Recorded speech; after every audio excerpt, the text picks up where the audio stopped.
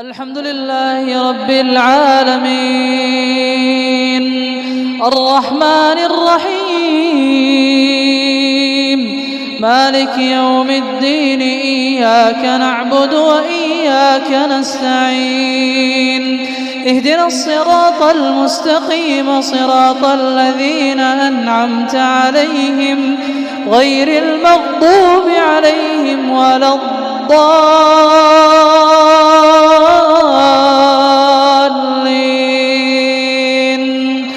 آمين.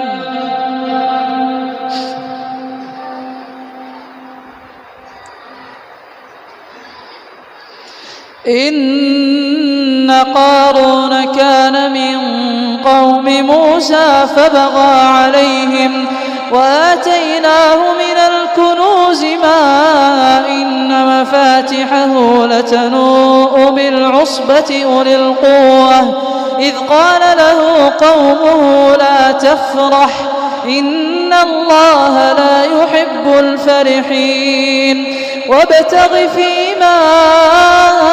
آتاك الله الدار الآخرة ولا تنس نصيبك من الدنيا وأحسن كما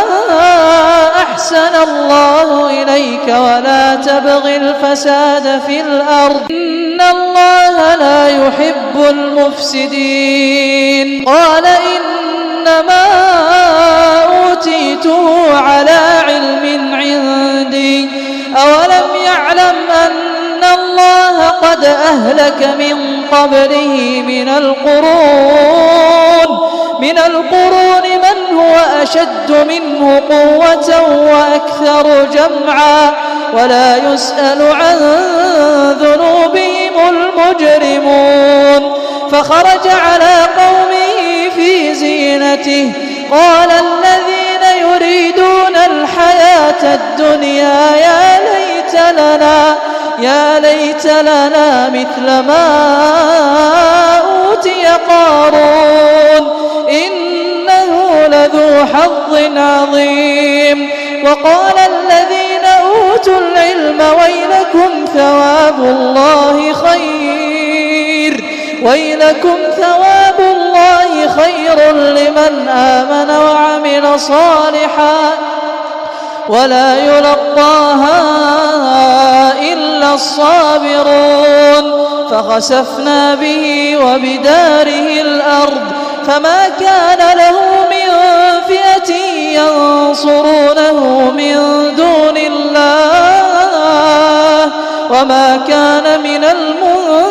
المنتصرين وأصبح الذين تمنوا مكانه بالأمس